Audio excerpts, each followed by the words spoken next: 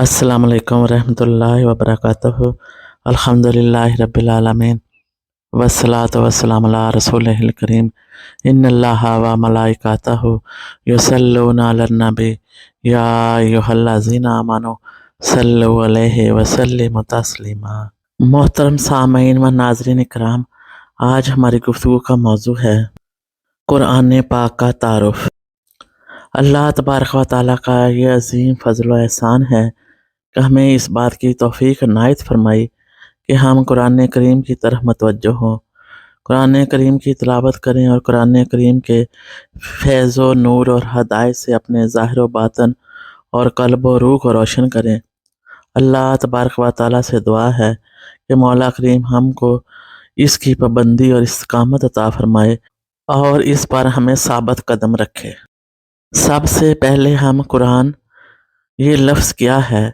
یہ لفظ کی راہ سے بنا، اس کے معنی ہے پڑھا۔ قرآن کا معنی بہت زیادہ پڑھی جانے والی کتاب۔ قدیم زمانے سے آج تک نہ کوئی کتاب اتنی زیادہ پڑھی گئی ہے، نہ آگے کوئی امکان ہے کہ ایسی کوئی کتاب ہو جس کو اتنا زیادہ پڑھا جائے۔ قرآن کریم کے معجزات میں سے ہے کہ اللہ تبارک و تعالیٰ جو اپنی قدرت سے آقا حضور صلی اللہ علیہ وآلہ وسلم کو قرآن پاک کا اتنا بڑا معجزہ عطا فرمایا ہے۔ قرآن پاک چاہے کوئی بھی زبان والا ہو قرآن پڑھ لیتا ہے، تو یہ قرآن کریم کے معجزات میں سے ہے۔ اللہ تبارک و تعالیٰ نے فرمایا کہ ہم نے قرآن کریم کو نصیحت حاصل کرنے کے لیے ہم نے آسان کر دیا ہے۔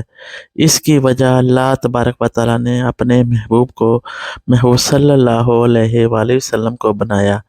اے محبوب صلی اللہ علیہ وآلہ وسلم، پس بے شک ہم نے آپ کی زبان مبارک سے اس قرآن کو آسان کر دیا ہے۔ اس قرآن کریم کو اللہ تبارک و تعالیٰ آقا حضور صلی اللہ علیہ وآلہ وسلم کی زبان مبارک کی برکت سے، یعنی قرآن پاک آقا حضور صلی اللہ علیہ وآلہ وسلم کے واسطے اور وسیلے سے براہ راست بھی اللہ تعالیٰ اس قرآن پاک کو آسان فرما سکتے تھے، لیکن اللہ تبارک و تعالیٰ کی اپنی ساری رحمتوں میں سے اپنے محبوب صلی اللہ علیہ وآلہ وسلم کو وسیلہ بنایا۔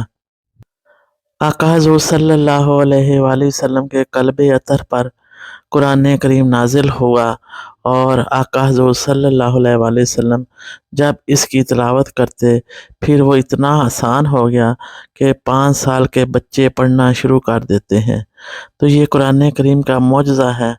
قرآن پاک کا دوسرا معنی جوڑنے والی کتاب، ملانے والی کتاب۔ آقا حضور صلی اللہ علیہ وآلہ وسلم نے فرمایا، یہ زمین و آسمان کے درمیان وسیع کتاب ہے۔ یہ وہ کتاب ہے کہ بندے کو اپنے خدا سے ملاتی ہے اور خدا کے احکام سے جوڑتی ہے۔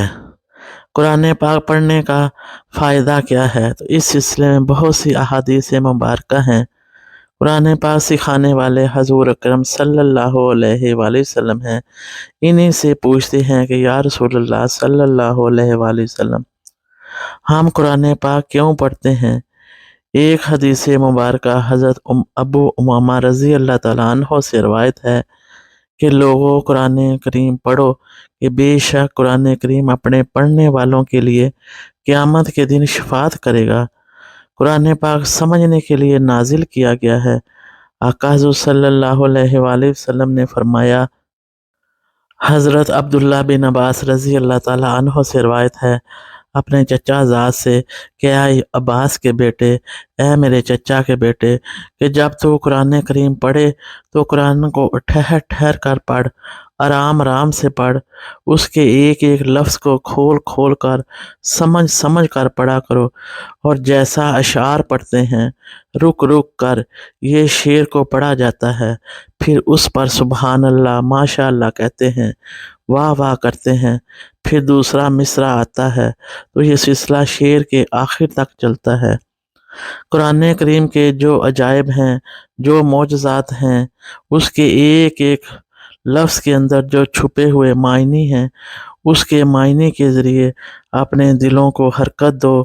مولا علی حیدر کرار سے روایت ہے کہ آقا حضرت صلی اللہ علیہ وآلہ وسلم نے فرمایا کہ جو کوئی قرآن پاک پڑھے اور اسے یاد کر لے اور اس کے حلال کو حلال جانے اور اس کے حرام کو حرام جانے، مطلب یہ کہ جس چیز سے منع فرمایا ہے اس چیز سے منع ہو جائے اور جس کام کے کرنے کا حکم دیا ہے وہ کام کرے۔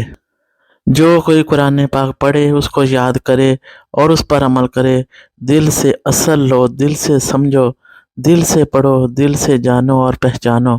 اللہ تبارک و تعالیٰ اسی طرح سمجھ کر پڑھنے پر اسے جنت میں داخل فرما دیں گے اور اس کی شفاعت اللہ تبارک و تعالیٰ قبول و منظور فرمائیں گے۔ اللہ تبارک و تعالیٰ سے دعا ہے کہ اللہ تعالیٰ ہمیں آقا حضور صلی اللہ علیہ وآلہ وسلم کے فرمان کے مطابق قرآن پاک پڑھنے کی توفیق عطا فرمائے اور ہمارے قلب و روح اور ظاہر و باطن کو روشن فرمائے۔ آمین ثم آمین۔ وآخر دعوانا ان الحمد للہ رب العالمین۔ جزاکم اللہ خیر واحسن الجزاء۔ السلام علیکم ورحمۃ اللہ وبرکاتہ۔